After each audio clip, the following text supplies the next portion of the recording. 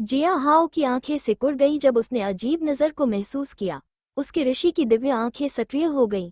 जैसे ही उसने चारों ओर देखा, प्रत्येक व्यक्ति की पहचान की और उनकी भावनाओं का आकलन किया। अचानक उसने अपने चारों ओर चार शत्रुतापूर्ण उपस्थिति महसूस की। उनमें से दो उनका पीछा कर रहे थे और शेष दो इधर उधर बिखरे हुए थे। उनके शरीर को देखते हुए वे मजबूत और मांसल दिख रहे थे, जो सामान्य ठगों से अतुलनीय थे। वे पेशेवर लग रहे थे, लगातार जिया हाओ और सू बहनों को देख रहे थे। धीरे धीरे जिया हाओ के होंठ मुड़े, क्योंकि उसने अपनी ऋषि की दिव्य आंखों से जानकारी को देखा। और उन सभी का हाल का भविष्य बिंदु एक जैसा था। अगले 30 मिनट में वे जिया हाओ, सू जिंगर और सू लैन का अपहरण करने का प्रयास करेंगे। इस प्रक्रिया में वे जिया हाओ द्वारा पीटे जाते हैं और बेहोश हो जाते हैं। अच्छा, मेरा मानना है कि कभी कभी भविष्य को बदला नहीं जा सकता। चूंकि उनका भविष्य यही है, मैं उन्हें ये देने की पूरी कोशिश करूंगा। जिया हाओ ने अपने दिल में ईमानदारी से प्रार्थना की। सू लान ने जिया हाओ के हाव भाव में आए बदलाव को देखा।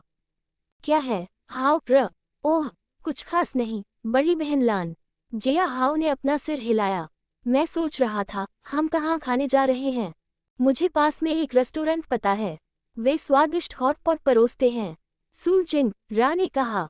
चूंकि ऐसा ही है, तो हम इस बार जिंग रा को चखते हुए देखेंगे। सू लान ने चंचलता से मुस्कुराया। हाँ बड़ी बहन, रेस्टोरेंट देखकर हैरान होने के लिए तैयार रहो।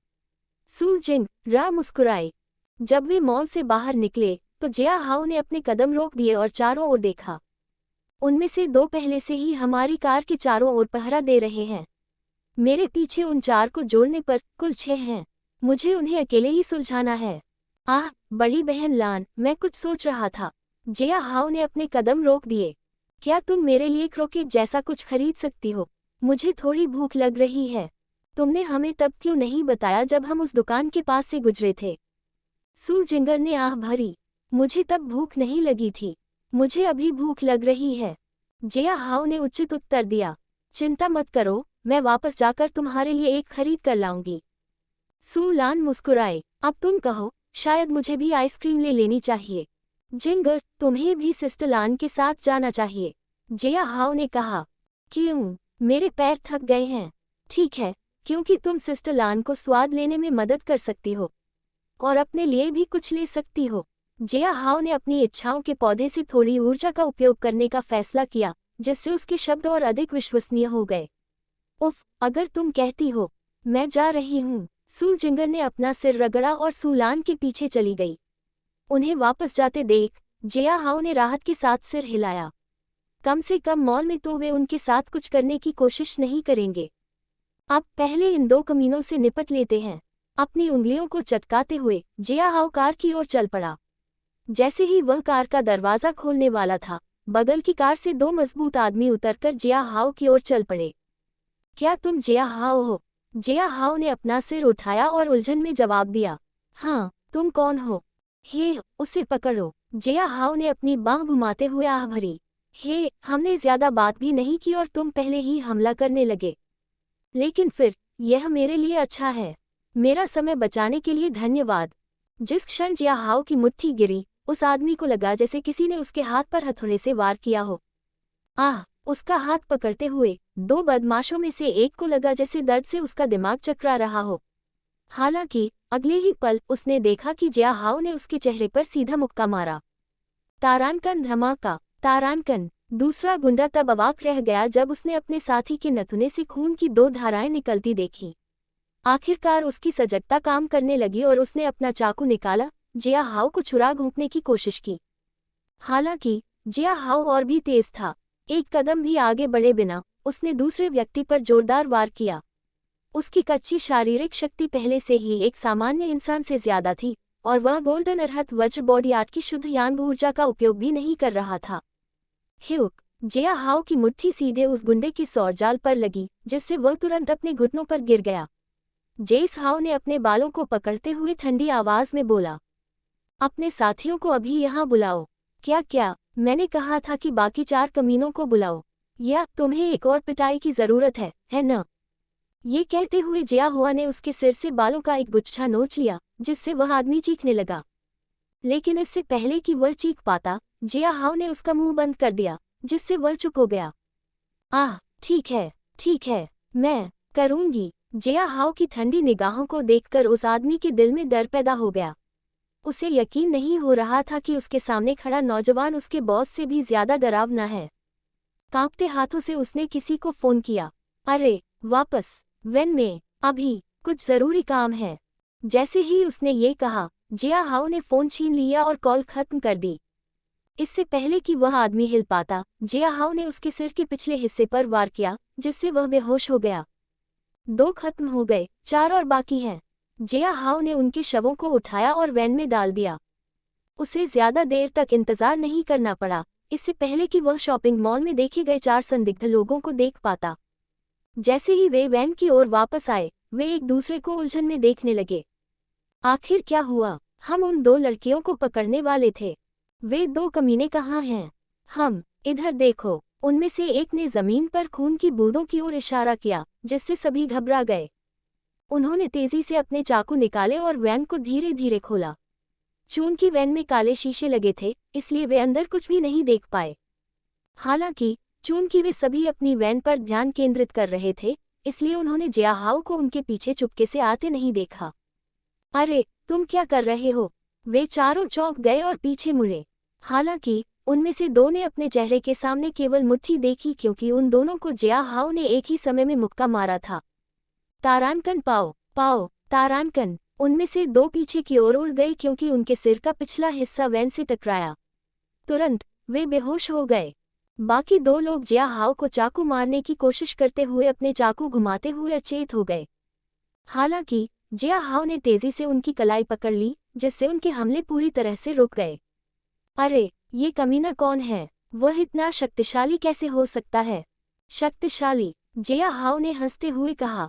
शायद मैं हूँ, या शायद तुम बहुत कमजोर हो। आह, मैं क्रिम्सन वुल्फ गैंग से हूँ। मुझे जाने दो, वरना कुछ नहीं होगा। जिया हाओ ने उसे थप्पड़ मारते हुए हंसा। कमीने, तुमने गलत निशाना चुना, कुतिया। तारानकन पा, तारानकन। ठग का चेहरा सूज गया और वह अंततः बेहोश हो गया। जिया हाओ ने उन सभी को उठाया और वैन में डाल दिया, और उसे तुरंत बंद कर दिया।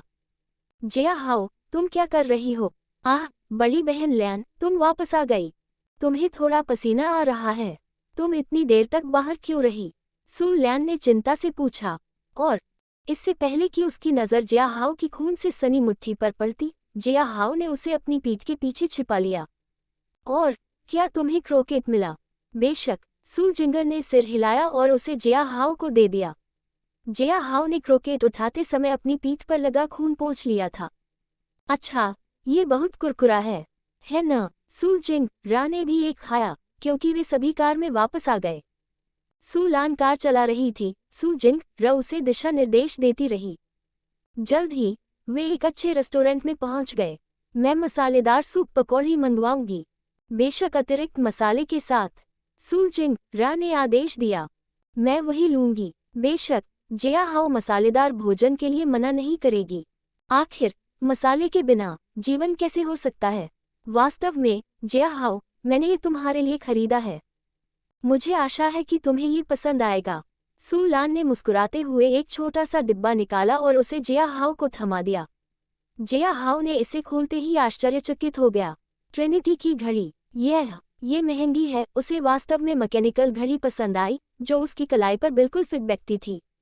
इसे पहनने पर यह आकर्षक और सुरुचिपूर्ण दोनों लग रही थी। कीमत मायने नहीं रखती। मैं तुम्हें बस एक उपहार देना चाहता था और मुझे लगा कि यह अच्छा होगा, सू लान ने धीमी आवाज में कहा। तुम्हें ये पसंद आया, है न? बेशक, बड़ी बहन लान, मुझे ये बहुत पसंद आया। ओही, मैंने भी बड़ी बहन की इसे चुनने में मदद की, ठीक है। सू जिंग रा ने बीच में टोकते हुए जिया हाओ और सू लान दोनों को हंसाया। ठीक है, जिंग रा, मुझे तुम्हारी पसंद है और मैं इसे रोजाना पहनूंगी, ठीक है। जिया हाओ ने गंभीर आवाज में कहा। यह ज्यादा संभावना है। आगे बढ़ो, मेरी और तारीफ करो। जल्दी जल्दी घूमते हुए ली ताओ को लगा कि उसका दिमाग फटने वाला है। अरे, ये कमीने, उन्होंने मुझे अभी तक क्यों नहीं बुलाया? ली ताओ ने जोर से गाली दी, लेकिन फिर उसका फोन बज उठा। क्या वे आखिरकार मुझे बुला रहे हैं? ली ताओ ने ठंडी मुस्कान दी, लेकिन फिर जब उसने देखा कि यह क्रिम्सन वुल्फ गैंग का बॉस था तो वह थोड़ा हैरान हुआ। भाई चाओ, क्या हुआ? क्या तुम्हें लड़कियां और वो कमीना मिल गया? लानत है, ली ताओ, तुमने मुझे ठगने की हिम्मत कैसे की? तुम्हारा क्या मतलब है? ली ताओ भाई चौ की गालियां सुनकर चौंक गया। तुमने मेरे आदमियों को किसके पास भेजा? वे सभी अस्पताल में भर्ती हैं। हल्की सी चोट वाला भी 2 महीने से बिस्तर पर पड़ा है। क्या? ली ताओ ये सुनकर लगभग लड़खड़ा गया। कैसे? ये कैसे संभव है? वह जानता था कि 6 गुंडों में से 2 पूर्वी समुद्री शहर में भूमिगत मुक्केबाज थे। उनमें से 2 आसानी से 10 आम लोगों को हरा सकते हैं। ये तो बताने की जरूरत नहीं कि बाकी बचे कुछ गुंडे सभी अनुभवी थे। क्या ये सू परिवार के अंगरक्षक हो सकते हैं? ली ताओ ने जल्दी से पूछा। उसने सोचा कि पिछली बार सू जिंगर के अपहरण के विफल होने के बाद सू परिवार कुछ अंगरक्षकों की व्यवस्था कर सकता है। अंगरक्षक? सिर्फ एक व्यक्ति ने मेरे आदमियों के साथ ऐसा किया। भाई चौ ने नाक भान सिकुड़ी। वह 19 वर्षीय लड़का जिया हाओ, उसने उन्हें बुरी तरह पीटा। क्या उसे? ली ताओ को लगा कि यह बहुत असत्य है। एक 19 वर्षीय बदमाश ने 6 वयस्क गुंडों को पीटा। ली ताओ लगभग सी जा रहा था भाई चौ को मजाक करने के लिए डांटे। हालांकि उसे ऐसा नहीं लगा कि भाई चौ मजाक कर रहे थे। आपने मुझे जो पैसे दिए थे वे अब उनकी मेडिकल फीस में जाएंगे। अगली बार हमें आगे बढ़ने के लिए कहने से पहले लक्ष्य के बारे में सही जानकारी प्राप्त करें। भाई चौ। हालांकि ली ताओ के बोलने से पहले ही कॉल समाप्त हो गई। ली ताओ को गुस्सा आ गया और उसने अपना फोन लगभग दीवार पर फेंक दिया। ये कमीने मेरे पैसे ले रहे हैं और कोई काम नहीं कर रहे हैं। ली ताओ ने जोर से गाली दी। मुझे लगता है कि मुझे उस कुतिया युनकी को अपने तरीके से संभालना होगा। अगर मुझे कुछ चाहिए तो मैं ले लूंगा। ली ताओ अपनी सीट पर वापस बैठ गया और उसने अपना कंप्यूटर खोला। उस पर कुछ देखने के बाद उसने फोन उठाया और किसी और को डायल किया। आज शाम को 2 लड़कियों को तैयार करो, मेरा मूड अभी बहुत खराब है। ठीक है बॉस। ली ताओ ने संतुष्टि के साथ सिर हिलाया और उठकर अपना ऑफिस बंद कर दिया। किंगजू ज्वेलरी बढ़ रही है और वह इसे और भी बढ़ाना चाहता था। केवल तभी जब मैं ब्लू क्रिस्टल कॉर्पोरेशन को अपने रास्ते से हटा सकूं। ली ताओ ने बाहर निकलते समय अपने दिल में फुसफुसाया। बाहर निकलते समय उसके सभी कर्मचारियों ने उसका अभिवादन किया, जिससे उसे गर्व की अनुभूति हुई। हालांकि उसकी नज़र एक लड़की पर पड़ी जो सभी को कॉफी दे रही थी। वह कौन है? ली ताओ ने अपने बगल में बैठे व्यक्ति से पूछा। बॉस, वह हमारी नई इंटर्न है। वह पिछले हफ्ते से अच्छा काम कर रही है। व्यक्ति ने जल्दी से जवाब दिया। वह वास्तव में हमारी कंपनी में शामिल होना चाहती है। क्या ऐसा है? ली ताओ के चेहरे पर एक दुष्ट मुस्कान दिखाई दी क्योंकि वह उस लड़की को घूरता रहा। अच्छा, मुझे ये पसंद है। उससे कहो कि कल सुबह मेरे दफ्तर में आए। हाँ बॉस। ये सोचते हुए कि वह एक और ताज़ा फूल का आनंद कैसे लेगा, ली ताओ अपनी कंपनी से बाहर चला गया। डॉट डॉट डॉट डॉट जैसे ही तीनों हवेली में लौटे, जिया हाओ सीधे अपने कमरे में चला गया। उसने तेजी से अपना लैपटॉप निकाला और विभिन्न चीजों के बारे में खोज की। यांत्रिकी, मशीनिक भौतिकी की अवधारणाएं, सब कुछ मुझे बहुत आसान लगता है। और तो और, एक खाका देखकर मैं आसानी से उसका विश्लेषण कर सकता हूं और उसकी खामियां देख सकता हूं। जीनियस मैकेनिक और सेज की दिव्य आंखें एक साथ काम करती हैं, जिससे जिया हाओ मशीनों और यांत्रिकी के क्षेत्र में एक प्राकृतिक प्रतिभाशाली बन जाती है। थोड़ी देर इंटरनेट पर बिताने और शीर्षक के प्रभाव को महसूस करने के बाद जिया हाओ ने संतुष्टि के साथ सिर हिलाया। बुरा नहीं है, मुझे लगता है कि मैं भी कुछ भी बना सकता हूँ। क्या मैं यूनान महाद्वीप में बंदूकें बनाना शुरू करूँ? हे, मुझे निश्चित रूप से यह कोशिश करनी चाहिए। हालांकि जिया हाओ एक और चीज़ ऑनलाइन करना चाहता था। थोड़ी देर खोजने के बाद वह एक मंच खोजने में कामयाब रहा जो जियांगफू नामक एक पुरुष अभिनेता को समर्पित था। उसके बाद उस मंच पर उसने पुरुष अभिनेता को लक्षित करते हुए कुछ पोस्ट किए। उसके बारे में स्पैमिंग करते हुए उसे प्रतिबंधित होने में बमुश्किल समय लगा। जिया हाओ ने उस मॉड का नाम देखकर हंसी उड़ाई जिसने उसे प्रतिबंधित किया था। ये वही था जो उसे अर्बन फैंटेसी में याद था। अचानक वह यूजरनेम ज़ूज़ू09 के डीएम में घुस गया। आपने मुझे प्रतिबंधित कर दिया क्योंकि मैंने जियांगफू के बारे में बकवास की, है न? अगर मैं कहूं कि मुझे उसके बारे में एक रहस्य पता है तो क्या होगा?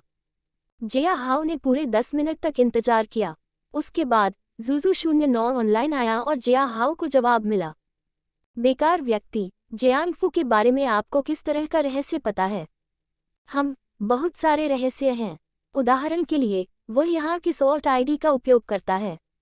क्या तुम्हें पता है? जिया हाओ के होंठ मुड़े हुए थे क्योंकि उसने इस प्लेटफॉर्म पर बिना किसी संदेह के अपने प्रशंसकों से बातचीत करने के लिए जिस ऑल्ट आईडी का उपयोग किया है उसका नाम टाइप किया था।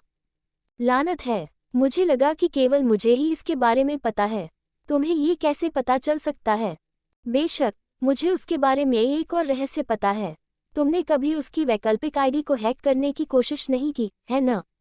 तुमने ऐसा क्यों किया? जिया हाओ ने टाइप किया। 1 मिनट बाद उसे संदेश मिल गया। तुम्हारा क्या मतलब है? मैं किसी और की आईडी को कैसे हैक कर सकता हूँ? यह अवैध है। ओह प्लीज, मुझे पता है कि तुमने कई अवैध काम किए हैं। ऐसा करने से ज्यादा नुकसान नहीं होगा, है न? जिया हाओ ने मुस्कुराते हुए संदेश का जवाब दिया। बस जाकर जियांगफू की वैकल्पिक आईडी का चैट इतिहास चेक करो। मुझे यकीन है कि तुम्हें आश्चर्य होगा, लेकिन अप्रिय तरीके से। ये टाइप करने के बाद जिया हाओ उतर गया और रसोई में चला गया। उसने देखा कि सू जिंगर लिविंग रूम में टीवी देख रही थी जबकि सूलान अपने कमरे में थी, शायद संगीत का अभ्यास कर रही थी या पढ़ाई कर रही थी। जिया हाओ, क्या तुम मेरे लिए कुकी जार ला सकती हो? हाँ, इसे खुद ही ले आओ, जिया हाओ ने तुरंत जवाब दिया। उफ, जिया हाओ, तुम रसोई में हो, क्या तुम इसे मेरे पास नहीं ला सकती? सू जिंग रा ने डांटा। तो विनम्रता से पूछो, ठीक वैसे ही जैसे जब हम बाहर थे और तुम मुझसे रेस हार गए थे। जिया हाओ मुस्कुराए। सू जिंग रा ने मुंह बनाया क्योंकि उसे एहसास हुआ कि जिया हाओ क्या चाहती है। ये कमीना। सू जिंग रा ने सच में सोचा कि क्या उसे उठकर खुद ही कुकी जार ले आना चाहिए। लेकिन सीरियल का एक महत्वपूर्ण सीन चल रहा था, वह सीन मिस नहीं करना चाहती थी। अहम, बड़े भाई जिया, कृपया, क्या तुम मुझे कुकी का जार ला सकते हो? तुम्हारी छोटी बहन को इसकी जरूरत है। जिया हाओ के होंठ फड़कने लगे और वह लगभग जोर से हंसने लगा। हालांकि उसने इसे दबा दिया और कुकी जार लेकर सू जिंग रा के पास चला गया। अब तुम्हें इसी तरह मदद मांगनी चाहिए। वह उसके पास बैठा और उसे कुकीज थमा दी। हम कभी कभी तुम एक सनकी की तरह व्यवहार करती हो। सू जिंग रा ने कुकी का एक निवाला खाया जैसे ही उसने बड़बड़ाया। ओह, क्या ऐसा है? जिया हाओ ने अपनी भौहें उठाई। तो तुम मुझसे दूर क्यों नहीं रहती? या शायद तुम्हें ये पसंद है? मैं कैसे कर सकती हूँ? सू जिंग रा ने हल्के से नाक भान सिकुड़ी। मेरा मतलब है, हम एक छत के नीचे रह रहे हैं, इसलिए मैं तुमसे अपनी दूरी बनाए नहीं रख सकती। आह, सू जिंग रा आश्चर्यचकित थी क्योंकि जिया हाओ ने अचानक उसकी कमर पकड़ ली। जिंग रा, तुम बहुत विद्रोही व्यवहार कर रही हो। शायद मुझे तुम्हें 8 ट्रिग्राम पाम की कॉपी नहीं देनी चाहिए। जिया हाओ की बात सुनकर सू जिंग रा की अभिव्यक्ति बदल गई। नहीं, लानत है, तुम ऐसा नहीं कर सकती। ऐसा क्यों? सू जिंग रा रुक गई क्योंकि उसकी अभिव्यक्ति गिरगिट की तरह तुरंत बदल गई। क्योंकि मैं तुम्हारी प्यारी छोटी बहन ओनी-चान हूँ। हाँ, सोचने पर भी मैं सू जिंगर को जिया हाओ ओनी-चान कहते हुए देखूंगी। सू जिंगर डर गई और उसने पलटकर देखा। सुलेन अपनी हंसी दबा रही थी। नहीं नहीं, बड़ी बहन, यह मैं नहीं हूँ। यह लानत है तुम पर, जिया हाओ, तुम मुझे मौत के घाट उतार दोगी। अरे, मैंने तुमसे ऐसा कहने के लिए नहीं कहा। जिया हाओ ने कंधे उचका दिए। उसने इसके लिए कोई जिम्मेदारी नहीं ली। यो, सू जिंगर ने गहरी सांस ली और अपना ध्यान वापस सीरियल पर केंद्रित किया। चले जाओ, तुम सब, मुझे अपने सीरियल पर ध्यान केंद्रित करने दो।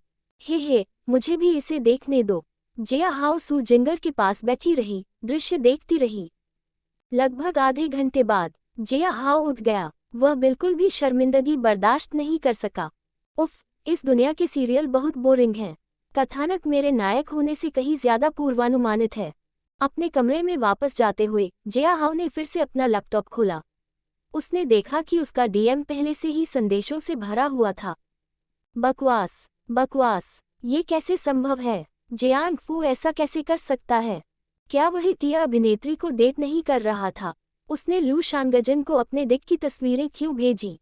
भगवान, उनके पास एक दूसरे को नग्न गले लगाने की तस्वीर भी है।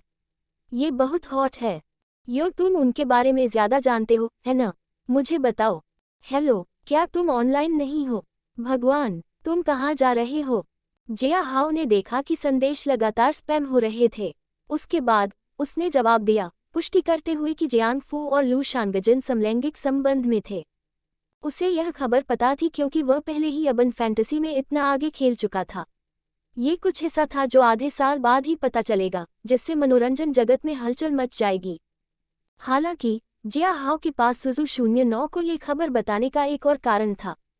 मुझे और भी बहुत कुछ पता है, लेकिन तुम्हें मेरी मदद करनी होगी, जुजू 09, या मुझे कहना चाहिए ब्लैक बटरफ्लाई, कुख्यात हैकर। एक पल की खामोशी के बाद जिया हाओ ने एक बार फिर टाइप किया, ठीक है, इससे पहले कि तुम मुझे मेरा आईपी पता देना शुरू करो और मेरे पीसी पर मेरे होमवर्क फोल्डर को देखो, मैं तुम्हें बताना चाहता था कि मेरा कोई बुरा इरादा नहीं है। मैं इतना निश्चित कैसे हो सकता हूँ? तुम्हें कैसे पता कि यह मैं हूँ? व्यापार रहस्य, सुंदर बहन। हाँ, तुम्हें लगता है कि मैं एक लड़की हूँ? क्या तुम्हें लगता है कि इंटरनेट पर लड़कियाँ हैं? कम से कम तुम हो। ठीक है, सुंदर बहन। जिया हाओ ने जवाब का इंतजार करते हुए अपना समय लिया, लेकिन फिर उसने अपने लैपटॉप के फ्रंट कैमरे का शटर बंद कर दिया। साथ ही मेरे चेहरे को देखने की कोशिश करने की कोई ज़रूरत नहीं है। हालांकि मैं आपको आश्वस्त कर सकता हूं कि मैं सुंदर हूं। मुझे आपके बारे में सब कुछ पता लगाने में 1 मिनट भी नहीं लगेगा। बेशक आप ऐसा कर सकते हैं। हालांकि इस बीच हम व्यापार के बारे में बात क्यों न करें? किस तरह का व्यापार? मान लीजिए मैं चाहता हूं कि आप किसी जगह की सुरक्षा प्रणाली को हैक करें और सीसीटीवी कैमरों को धुंधला कर दें। क्या आप ऐसा कर सकते हैं? अच्छा, मैं कर सकता हूं, लेकिन ये सुरक्षा के प्रकार पर निर्भर करता है। इसके अलावा मैं आपकी मदद क्यों करूं? पैसे की वजह से। जिया हाओ की उंगलियां चलती रहीं और वह टाइप करता रहा। मुझे यकीन है कि मिस ब्लैक बटरफ्लाई कमीशन लेती हैं, हम खासकर अगर मैं अच्छी रकम और जानकारी देता हूं। चलो पैसे अलग रख देते हैं। आपके पास क्या जानकारी है? जिया हाओ की मुस्कान चौड़ी हो गई जब उसने जवाब दिया, अच्छा, आपको पहले ही जानकारी मिल गई है, सिस्टर ब्लैक बटरफ्लाई। ये जियांग फू और लू शांगजी के बारे में है। या क्या आप इसे नकारने जा रहे हैं? Opening square bracket dot dot dot closing square bracket. ठीक है, आपने मुझे अमूल्य जानकारी दी। हालांकि अब मैं आपसे पैसे वसूलने जा रहा हूँ। 1 मिलियन युआन, ये कैसा रहेगा? केवल 1 मिलियन, हो गया। Opening square bracket dot dot dot closing square bracket. Jia Hao हंसा जब उसने ब्लैक बटरफ्लाई को हताशा से अपने बाल खींचते देखा। उसके लिए वर्तमान में 1 मिलियन युआन कुछ भी नहीं है। 1 मिलियन तय है, आप इसे बदल नहीं सकते। अरे ठीक है, मैं इसे ले लूंगा। अब आप मुझसे क्या करवाना चाहते हैं? मैं आपको 12 बजे सूचित करूंगा। ऑनलाइन रहो। जिया हाओ ने उठते ही लैपटॉप बंद कर दिया। ब्लैक बटरफ्लाई एक रहस्यमय हैकर है जो डार्क वेब पर हैकर्स की शीर्ष 50 रैंकिंग में है। खेल में कोई भी आसानी से उससे दोस्ती कर सकता है और सहजता से बात कर सकता है।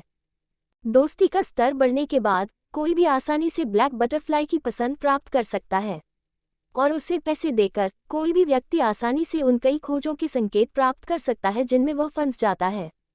मैंने ब्लैक बटरफ्लाई की केवल एक छवि देखी क्योंकि उसका कार्ड एक एसएसआर रैंक कार्ड था।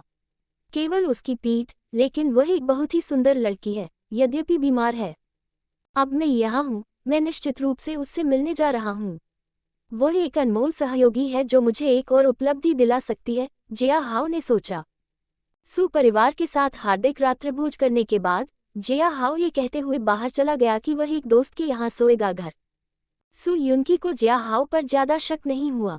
उसने उसे सिर्फ अपना ख्याल रखने की याद दिलाई। जाने के बाद जिया हाओ ने कुछ सामान खरीदा और एक काला सूट पहना, अपने चेहरे को बंदर के मुखौटे से ढक लिया। उसके बाद वह सीधे किंजू ज्वेलरी के मुख्य कार्यालय में गया। आधी रात को वह चारदीवारी फांद कर खड़ा हो गया और चुपके से अंदर घुस गया। अपना फोन खोलकर वह ब्लैक बटरफ्लाई से चैट करने लगा। तुम चाहते हो कि मैं किंजू ज्वेलरी के मुख्य कार्यालय की निगरानी प्रणाली को हैक करूं? मुझे जांच करने दो। ठीक है, तुम्हारे पास अच्छी खबर और बुरी खबर है। तुम पहले कौन सी सुनना चाहते हो?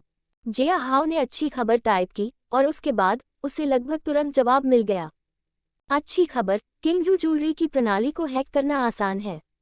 और बुरी खबर यह है कि मुझे अंदर जाने का कोई रास्ता नहीं मिल रहा है, इसलिए आपको ये करना होगा। 2 मिलियन युआन, जिया हाओ ने बिना किसी हिचकिचाहट के टाइप किया। कीमत बढ़ाने के बाद उसने ब्लैक बटरफ्लाई के लिए एक और इनाम भी जोड़ा। मैं आपको मून गार्डियंस गेम के लिए अगले गच्चा ड्रॉप के बारे में बताऊंगा, इसलिए आप अभी से ग्राइंडिंग शुरू कर सकते हैं। सौदा। थोड़ी देर इंतजार करने के बाद जिया हाओ को संदेश मिला। मैंने सीसीटीवी कैमरे बंद कर दिए हैं, आनंद लें। जिया हाओ ने पीछे के गेट से चुपके से निकलते हुए सिर हिलाया। अपने ऋषि की दिव्य आंखों का उपयोग करके वह आसानी से गश्त करने वाले गार्डों का रास्ता देख सकता था।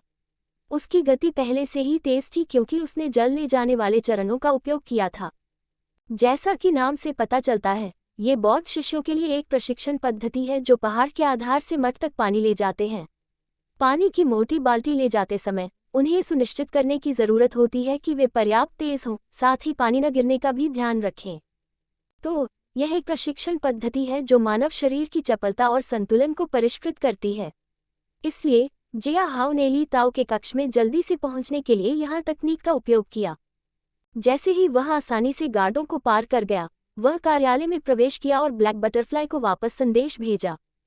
अब कार्यालय कक्ष के कैमरे के अलावा इमारत में सभी सुरक्षा कैमरे चालू करें, अन्यथा ये संदेह पैदा करेगा। क्या आप सुनिश्चित हैं कि आप कुछ भी अवैध नहीं कर रहे हैं? अच्छा, मुझे लगता है कि यह अवैध है। समझ गया। जैसे ही जिया हाओ कार्यालय में प्रवेश किया, वह कुर्सी पर बैठ गया और कंप्यूटर को देखा। हालांकि वह केवल हंसा क्योंकि उसने इसे छुआ तक नहीं था, क्योंकि जिया हाओ जानता था कि उस कंप्यूटर में मूल रूप से कुछ भी नहीं था। उसने डेस्क के चारों ओर देखना शुरू किया और एक गुप्त डिब्बे को पाया।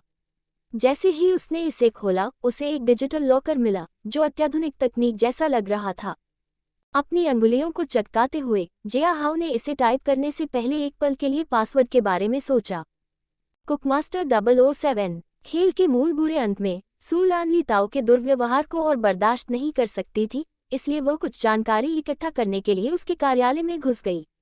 हालांकि ये केवल ली ताओ द्वारा बिछाया गया जाल था। सू लान को फिर से अपवित्र करते हुए उसने गुप्त भंडार खोला, उसे बलात्कार के बीच में एक एक करके अपने काले कारनामे दिखाए। उस समय सू लान केवल ये देख सकती थी कि ली ताओ के अत्याचारों के सबूत कितने करीब हैं। फिर भी यह उससे बहुत दूर था। जिया हाओ ने आह भरी, लेकिन अब ये ली ताओ के लिए कयामत का कारण बनेगा। हे, देखते हैं कि इस बार तुम कैसे बचोगे। जिया हाओ ने अंदर कई फ्लैश ड्राइव देखी और उसने सब कुछ जेब में रख लिया। ब्लैक बटरफ्लाई की मदद से वह लगभग इमारत से बाहर निकलने वाला था। हालांकि उस समय 2 गार्ड जिया हाओ के सामने आए। उसे देखते ही वे चौंक गए। रुको, तुम कौन हो? वहां रुको। जिया हाओ ने अपने शरीर को हिलाते हुए नाक भान सिकुड़ी। हालांकि क्रूर बल का उपयोग करने के बजाय उसने 6 इच्छाओं के असंख्य विचार कलाओं का उपयोग करने का फैसला किया। चुपचाप खड़े रहो, जिया है ने आदेश देते हुए अपना हाथ उठाया। फिर कुछ अविश्वसनीय हुआ। जिया हाओ महसूस कर सकता था कि उसकी इच्छाओं के पौधे की इच्छा क्यूई का एक हिस्सा उसके शरीर से बाहर निकल रहा था। उसने अपनी उंगली 2 पहरेदारों की ओर इशारा की, उनकी आंखें अचानक मंद पड़ गईं। वे चुपचाप खड़े थे, खाली भाव से जिया हाओ को देख रहे थे। जिया हाओ उनकी ओर चला गया और उसने उनकी आंखों के सामने अपने हाथ लहराए। अरे, क्या ये थोड़ा ज्यादा शक्तिशाली नहीं है? जिया हाओ उनके चारों ओर घूमते हुए अपने दिल में चौंक गया। अब तुम इंसान नहीं हो, तुम कुत्ते हो जो अभी भौंक रहे हो। इस पर विश्वास करो और इसे करो। अचानक 2 गार्ड रात के आसमान को देखते हुए अपने चारों पैरों पर खड़े हो गए। गुर्र, वूफ, वूफ, भौंक, वूफ। जिया हाओ ने उस दृश्य को देखकर आश्चर्य से एक कदम पीछे हट गया। उसे आखिरकार एहसास हुआ कि 6 इच्छाओं की असंख्य विचार कला कितनी शक्तिशाली है। ठीक है, अगर ये दानव मारा द्वारा बनाया गया है, तो ये स्पष्ट है कि यह तकनीक बहुत शक्तिशाली होने जा रही है। लेकिन फिर जिया हाओ ने महसूस किया कि बहुत सारी इच्छा क्यूई पहले ही खर्च हो चुकी है। इसलिए उसने जल्दी से तकनीक को प्रसारित किया और एक आदेश दिया। अपने सामान्य स्व में वापस लौट आओ। तुमने यहाँ कुछ भी अजीब नहीं देखा। मेरी उंगली चटकाने के बाद हमेशा की तरह गश्त करते रहो और पीछे मुड़कर मत देखो। जिया हाओ ने अपनी उंगली चटकाते हुए उनसे अपनी दूरी बनाए रखी। दोनों गार्ड एक दूसरे को देखते हुए कांपने लगे। हाँ, अभी क्या हुआ? ओह, कुछ नहीं। रुको, मेरे घुटनों पर धूल क्यों है? हाँ, मेरी वर्दी भी गंदी हो गई। उफ, क्या एक बकवास दिन। जिया हाओ ने उन्हें पीछे से देखा और आगे बढ़ गए। पीछे मुड़कर वह तेजी से चला गया। क्या तुम बाहर निकल गए हो? उसने ब्लैक बटरफ्लाई का संदेश देखा और उसने तुरंत जवाब दिया, मुझे अपना खाता विवरण दें, मैं अभी भुगतान करूंगा। अच्छा, ये रहा। जिया हाओ ने बिना किसी हिचकिचाहट के तुरंत 2 मिलियन युआन का भुगतान कर दिया। आखिरकार उसके लिए व्यापार का मतलब व्यापार ही है। जब वह वापस लौटा तो वह ब्लैक बटरफ्लाई से बातें करता रहा। अच्छा, तुमने ली ताओ के गुप्त भंडार से क्या लिया? तो तुमने सिस्टम को हैक कर लिया और मुझे देख रहे हो, है न? हे, ये करना बहुत आसान था। मेरा विश्वास करो, तुम इसे देखना पसंद नहीं करोगे अगर तुम ऐसा कहते हो। जिया हाओ ने हंसते हुए देखा कि ब्लैक बटरफ्लाई उसे उसके नाम से पुकार रही है। हालांकि उसे इसकी उम्मीद थी, क्योंकि हैकिंग के बारे में किसी भी जानकारी के बिना उसके लिए इसे छिपाना लगभग असंभव है ब्लैक बटरफ्लाई से अपनी पहचान। इसके अलावा जितनी जल्दी वह मेरे बारे में जानेगी उतना ही अच्छा होगा। आखिरकार इससे मेरे बारे में उसके संदेह कम करने में मदद मिलेगी। जिया हाओ ने मन ही मन सोचा। जब तक उसे उपलब्धि नहीं मिल जाती उसे कई काम करने के लिए ब्लैक बटरफ्लाई पर निर्भर रहना होगा। इसके अलावा वो काफी खूबसूरत भी है। मुझे उसका दिल जीतने की कोशिश क्यों नहीं करनी चाहिए? जिया हाओ अपनी स्क्रीन को देखते हुए हल्के से हंसा। ठीक है, मैं इस बार तुम्हें जाने दे रहा हूँ। हालांकि सावधान, मैं तुम्हारी गतिविधि देखूंगा। अगर तुम मेरे ब्राउज़र इतिहास को देखने के लिए पर्याप्त साहसी हो तो आगे बढ़ो। इसे जांचो। ओपनिंग स्क्वायर ब्रैकेट ... इसमें कोई दिलचस्पी नहीं है। हम्फ। जिया हाओ ने अपनी घड़ी देखी और पाया कि रात के करीब 1 बज रहे थे। सड़कें सुनसान दिख रही थीं। कभी कभी वो कुछ लोगों को देखता था जो काम की रात की शिफ्ट में जा रहे थे। इसके अलावा कुछ बेतरतीब आवारा शराब पीकर घूम रहे थे। मैंने पहले ही आंटी सू को बता दिया था कि मैं अपने दोस्त के घर पर रहने जा रहा हूँ। मैं सू फैमिली मैनर में वापस नहीं जा सकता। ये तो बताने की ज़रूरत नहीं है कि मैं कल स्कूल भी नहीं जा रहा हूँ। क्या मुझे यूनलान महाद्वीप जाना चाहिए? इसकी कोई ज़रूरत नहीं है। मैं वहाँ जाने के लिए बेतरतीब ढंग से नहीं सो सकता। जब जिया हाओ सोच रहा था तो उसके दिमाग में एक विचार कौंधा। बेशक मेरा कोई दोस्त नहीं है, लेकिन क्या होगा अगर मैं अपनी गर्लफ्रेंड के साथ रहूं? मुस्कुराते हुए उसने अपना फ़ोन निकाला और लिन मेई को डायल किया। उसे पता था कि वह अभी भी जाग रही होगी। बदमाश, तुमने मुझे इस समय क्यों बुलाया? क्या तुम जाग रही हो? क्या तुम सुन नहीं पा रही हो कि मैं तुमसे बात कर रहा हूँ? या तुम सोच रही हो कि मैं नींद में बात कर रहा हूँ?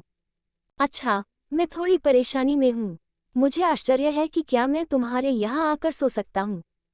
क्या तुम मेरे घर आकर रात बिताना चाहती हो? लिन मेई ने जवाब देते हुए हकलाते हुए कहा। मैं ऐसा कैसे कर सकती हूँ? मेरे पिताजी मुझे नहीं रहने देंगे। लेकिन क्या तुम अलग विला में नहीं रह रही हो? तुम्हें कैसे पता चला? क्या तुम सच में मुझसे ये पूछ रही हो? जिया हाओ ने हंसते हुए कहा। अब जल्दी करो और मुझे अपना पता दो। उफ, क्या होगा अगर मैं मना कर दूं? क्या तुम दे सकती हो?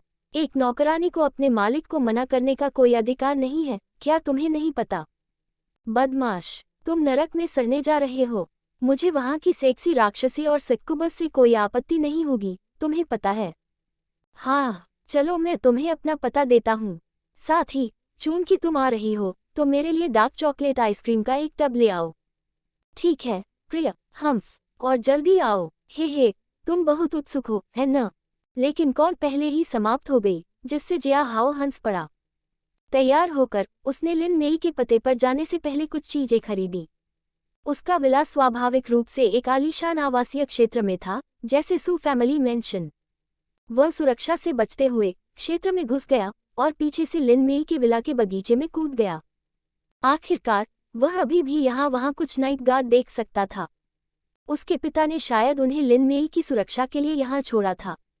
जैसे ही पिछला दरवाजा खुला, जिया हाओ ने लिन मेई को वहाँ पायजामा पहने हुए देखा। अपनी बाहों को क्रॉस करके उसने जिया हाओ को घूर कर देखा। क्या होगा अगर मैं चिल्लाऊं और तुम पर मेरे साथ छेड़छाड़ करने का आरोप लगाऊं? लिन मेई ने हंसते हुए कहा। अच्छा, नकली चिल्लाना क्यों?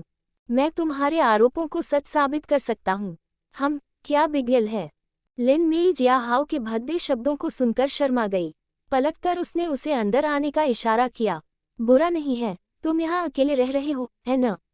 जिया हाओ ने चारों ओर देखा। यह विला यहाँ के अन्य आवासों की तुलना में बहुत छोटा था। हालांकि यहाँ का नज़ारा लुभावना है और यह एक या दो लोगों के साथ रहने के लिए एकदम सही है। सोफे पर बैठी जिया हाओ ने लिन मेई को देखा। तुमने जल्दी से अपना पजामा पहन लिया, है न? तुम जाकर वापस वही पहन क्यों नहीं लेते जो तुमने पहले पहना था? जैसे सेक्सी अधोवस्त्र।